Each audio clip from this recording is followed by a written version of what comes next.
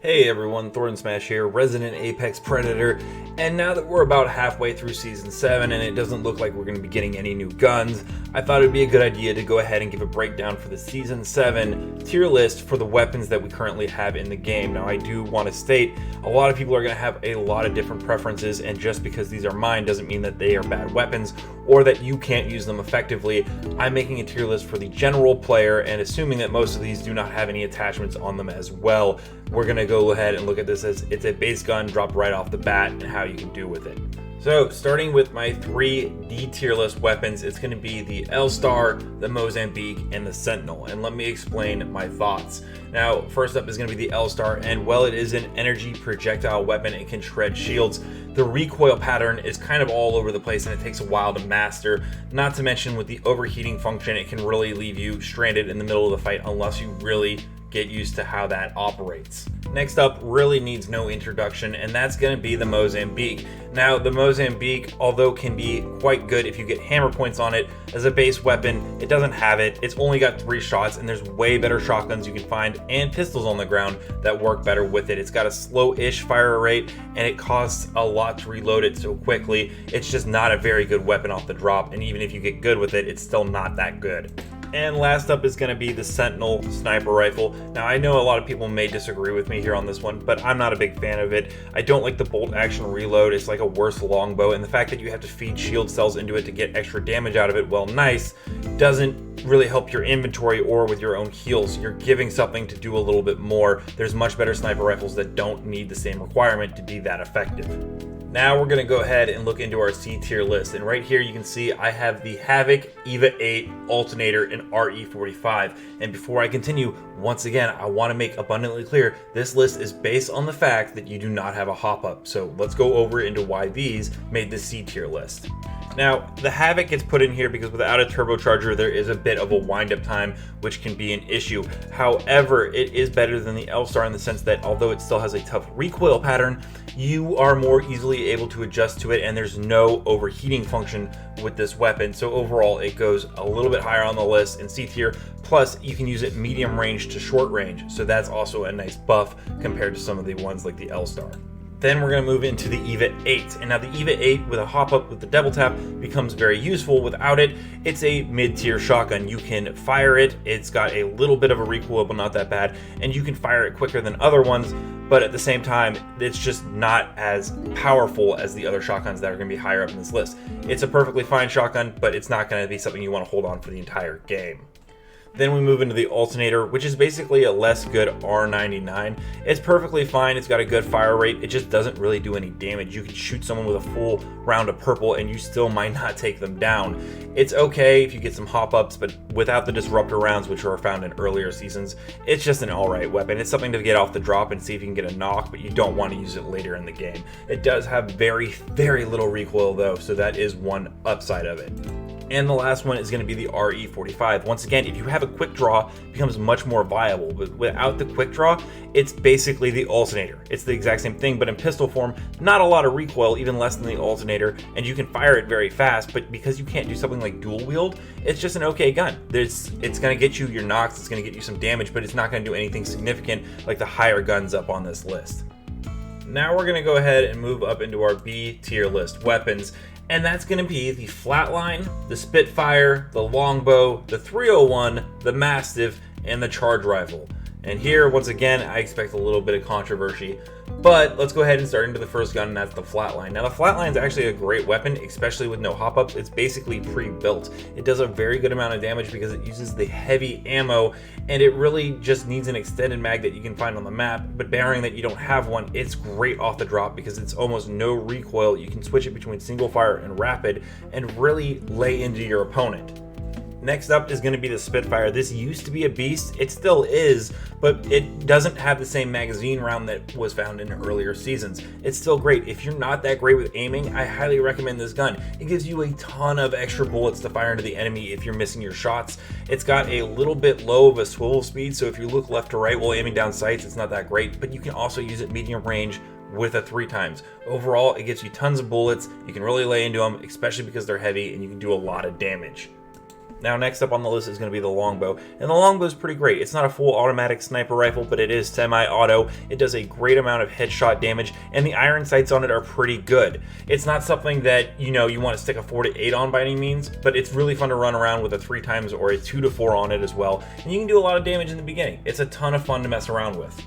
Next up is going to be the 301, and I like to refer to it as the Bangalore of weapons. It's perfectly balanced. The light ammo doesn't do as much damage as its heavy counterparts, but it's still perfectly fine for what you're trying to do. The recoil is decent on it. It's a full automatic assault rifle that you can switch into single fire.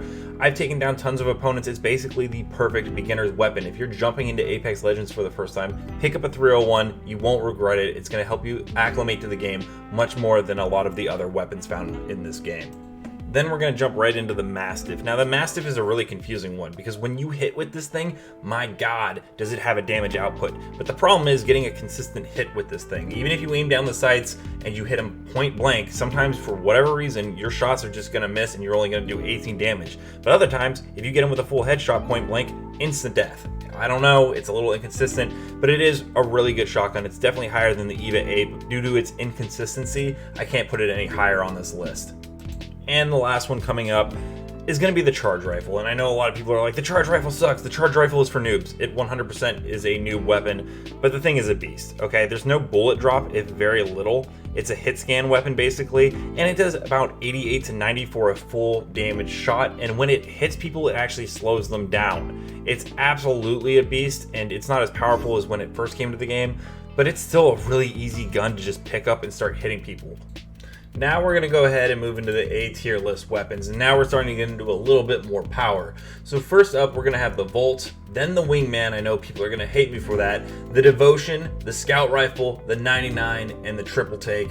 Once again, let's hop into the logic of why I have these at A tier and not S tier. Now the Volt goes ahead and gets put in the A tier because it is an SMG, it's an energy weapon, it has almost no recoil, and it's probably the fastest shield shredder in the game.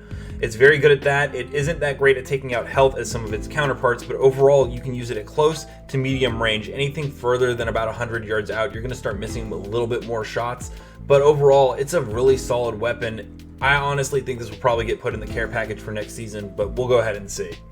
Next up is the Wingman. Now, Wingman gets A tier, and a lot of people are going to disagree with that, but let me clarify why. If you are good with the Wingman, you can make this gun a S tier weapon, but not everyone is that great with it. It does have a little bit of an inconsistent fire rate, basically meaning you're going to fire, wait a second, then fire again. Unless you have an extended mag, there's not too many bullets in the clip, but man, if you hit people with this, especially with the hop-ups, you can destroy them. It's not a beginner weapon. You do need to practice and get good with this. That's why it's only A tier and not S tier, because as I said, this is a weapon tier list for the general player base. Then we have the Devotion, which is basically an amped up Spitfire. Now there is a wind up time unlike the Spitfire, but once this thing gets going, my god does it get going. It will destroy shields, it can destroy entire teams, it will destroy barricades, it'll destroy your house. Like, it's just a crazy good gun, and if you get the turbocharger on it, you're just gonna lay waste. But once again, list not with the hop-ups. It's an A tier without it. It is a wonderful light machine gun, but you do need a ton of energy ammo, which isn't exactly abundant on the maps. That's why it's A tier.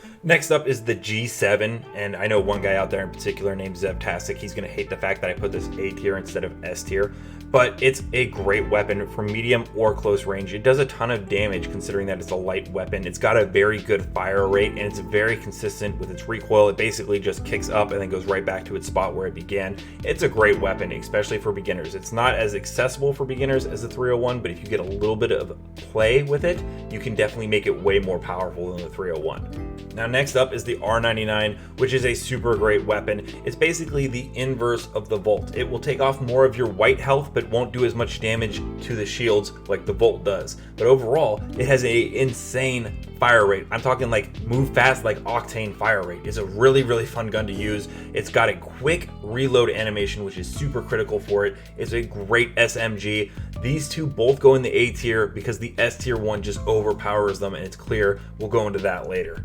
Next up on the list is going to be the triple take, and it gets a nod over the Longbow and the Sentinel because one, it just fires a lot faster, but also it comes with a built-in choke, meaning that if you hold down the sight and you look, it'll build up the shot and make it into one single bullet, which will do a massive amount of damage, or you can keep it in its unchoked phase and continue to just fire 3 bullets at a time, hitting entire teams. That's why this gun gets the nod above the charge rifle, the Sentinel, and the Longbow.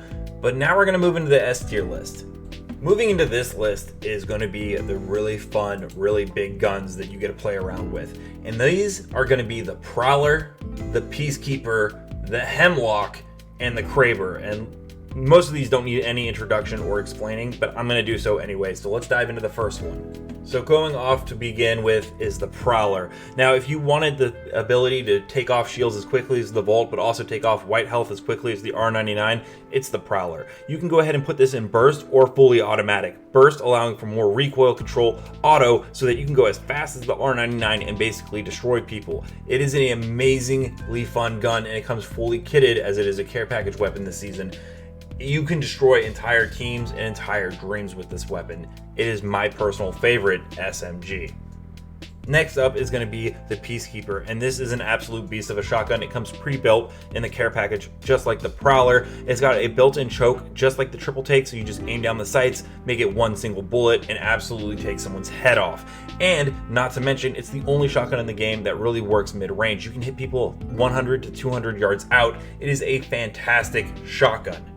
Then we have my personal favorite gun, which is going to be the Hemlock. This needs no introduction. You can put this on single fire to have almost no recoil, or you can do the 3-round burst to absolutely shred through people. You can go ahead and hit this up close or far away. It works either way, and it does an insane amount of damage. They lowered the headshot damage, but it's still really good and versatile. Everyone calls it the Noob gun because you can pretty much just pick this up and go. No one really used it the first couple seasons, and I think they really missed out. I've been using this since day one, and I have had a blast with this gun. And the last one on my list is going to be the Kraber. The Kraber, if you get a headshot, can absolutely decimate and destroy people, and if you hit them in the body, it's great. It does have a little bit slower of a wind-up speed, but there's no gun that does more damage in the game with one shot than the Kraber, and that alone puts it at S tier. It's the only care package weapon that hasn't been taken out. It stayed there no matter what, and there's a good reason for it. It is just too powerful. So there you have it. That's my Season 7 weapons tier list for Apex Legends. Now I know a lot of you are going to disagree and have differing opinions, and I totally encourage that. Everyone should have their own list and their own guns they feel comfortable with. So do let me know in the comments below. I'm interested in hearing what you guys would have done. If you did like the content, do drop a like and subscribe. I come out with Apex content on the daily, and it really helps me grow, so I appreciate it. And if you ever want to play, I do Twitch open lobbies at 10 a.m. Pacific time every single day, so feel free to join me there at Thornton Smash, or I do YouTube gaming streams at 5 p.m. later in the day if you didn't get a chance to join the morning ones, so you can catch me here at night. If you have any questions, let me know in the comments below, like I said, and until the next time, keep slaying in the Outlands. I'm going to let the rest of this clip play out. There's only about a minute left in this match, and I'll see you guys next time.